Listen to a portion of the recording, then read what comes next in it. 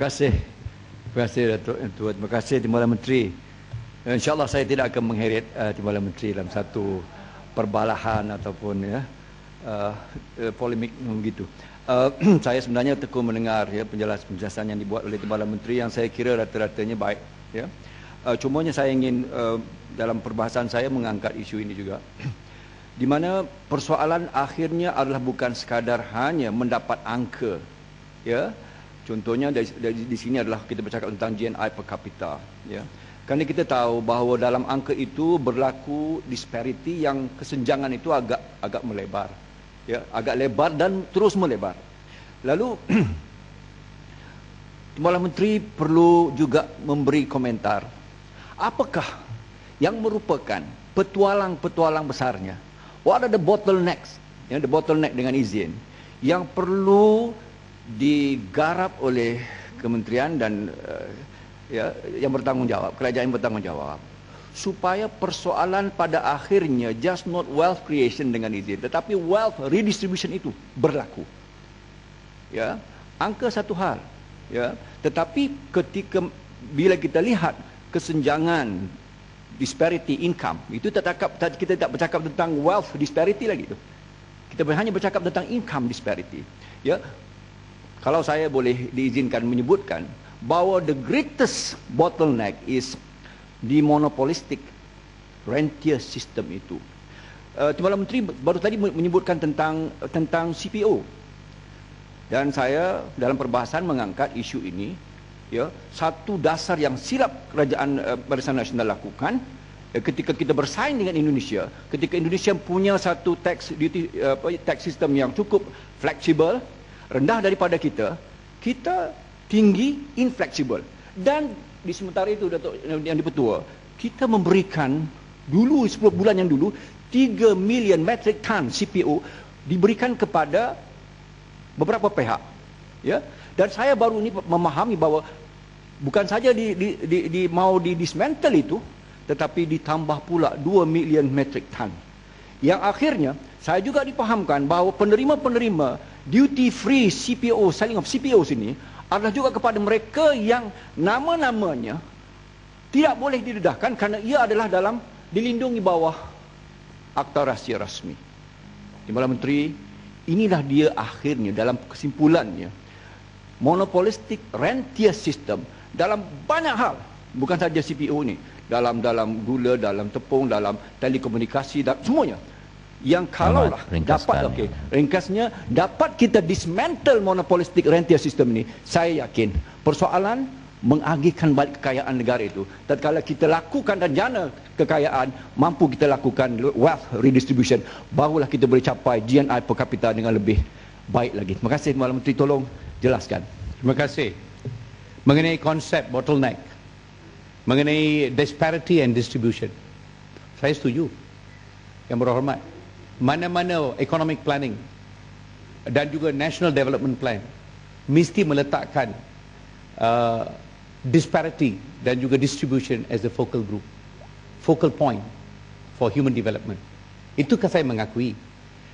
Dan kedua, kalau kita tengok, pertama, model ekonomi baru pada asasnya, akar umbinya, dengan izin addresses this problem, di mana dua perkara yang utama telah diletakkan sebagai denyutan perjuangan ini adalah rent seeking and need base and merit. Maka kalau kita tengok perubahan dan pengislahan, reform yang telah dibawa oleh kerajaan adalah dalam hal ini dasar. Okey, yang kedua tu dalam bajet baru ini, the distribution yang dikatakan tadi bukan hanya dari segi monetary income base, tetapi dari segi pelbagai sokongan yang bakal diberi kepada orang yang memerlukan ini, dalam industri, dalam individu, dalam keluarga.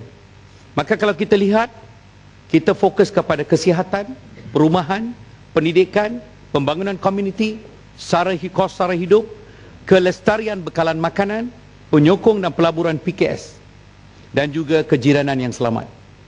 Kita bagi satu holistik hidup yang dapat memberi kesan ini.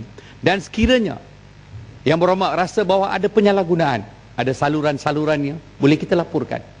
Kerana kerajaan memberi ruang legislatif dan judiciary untuk yang berhormat melakukan langkah-langkah sewajarnya. Baik, saya teruskan yang berhormat. Sikit je Timbalan Menteri. Sikit je kalau satu minit je. Kalau diizinkan Datuk yang Dipertua, saya suka retorik Timbalan Menteri ni. Bukanlah retorik, mana ulasan. Ya, Datuk yang Dipertua. Kalau dia cakap retorik, saya tak bagi dia je bangun. Duduk saja yang berhormat. Saya suka ulasan This is not rhetoric. Okey, saya tarik balik. This is something I explain. There is not a rhetoric. You withdraw. Okey, saya terima. Ya, pokoknya yang saya nak dengar di samping bahasa-bahasa yang cantik itu, kalau tidak retorik namanya, adalah lagi sekali Datuk yang Dipertua. Saya tarik balik. Dia nak cari bertengkar ni, balik-balik bertengkar lagi. Okey. Bertikam lidah. Okey. Datuk yang Dipertua, saya nak bertikam tahu, lidah, saya sanggup. Okey, saya ingin tahu Datuk yang Dipertua, secara konkretnya bersediakah Timbalan Menteri dan kementerian ya dismantle bottleneck yang saya sebutkan tadi, sama ada dengan mendayakan satu akta persaingan, kedua ya menggubal satu apa yang dikatakan sebagai antitrust law seperti di negara-negara Eropah ya, di mana monopolistik itu yang saya sebutkan sebagai itulah dia petualang besarnya. Dan finally satu Suruhanjaya untuk mengkaji seluruhnya unfair contracts yang diberikan kepada pemilik konsesioner dalam utility, yang seluruhnya sebenarnya akhirnya membawa kepada pembolotan kekayaan dan menafikan rakyat untuk mengecapi wealth yang dijana tadi. Wealth creation tidak berakhir dengan wealth redistribution. Terima kasih. Kerana dibolot kekayaan itu, jadi tidak ada makna GNI per kapita, kerana masih lagi kesenjangan kekayaan ataupun income itu masih kerana sistemnya rentiers. Terima kasih Datuk. Terima kasih Tuan Menteri. Jangan marah. Datuk yang Dipertua, saya menerima hujah-hujah dengan hati yang terbuka. Kenapa pula gunakan bahasa retorik? It's not good, sir. Mencabar keutuhan intelektualisme yang berhormat. Tak ada, no. Kerana niat itu buruk. Kerana yang berhormat datang daripada sebuah parti yang mendukung perjuangan. Baik, saya akan jawab soalan ni. Baik, saya bila beberapa perkara dibuat konsesi dan sebagainya, dibuat di pada zaman di mana kita memerlukan dana, di mana negara sedang maju, dan kita telah masuk ke dalam perjanjian-perjanjian ini dengan adanya technical expertise dan juga kemampuan kewangan. Maka perjanjian itu kita kena hormat, kerana kita adalah terikat kepada perjanjian antarabangsa. Salah satu sebab ada beberapa negara di mana pelabur tak mau masuk kerana dia tahu perjanjiannya tidak akan dikotakan. Maka kerajaan sekarang cuba untuk meleraikan beberapa yang dirasakan membebankan rakyat. We are trying, sir. Kita tengah cuba dengan seikhlas-ikhlasnya bantu. But kita bukan perfect. Saya tak kata kita perfect. So kalau sekiranya ada niat di pihak sebelah sana untuk menubuhkan satu Suruhanjaya, come and tell us. Datang beri cadangan, join in our labs. Betul tak? Maka bagilah cadangan. Jangan nak menuding jari nak tembak je. Jangan jadi Clint Eastwood, the fistful of dollars. Ya, baik, kita teruskan. Yang berhormat, Datuk yang ini berhormat. Oh, yes sir.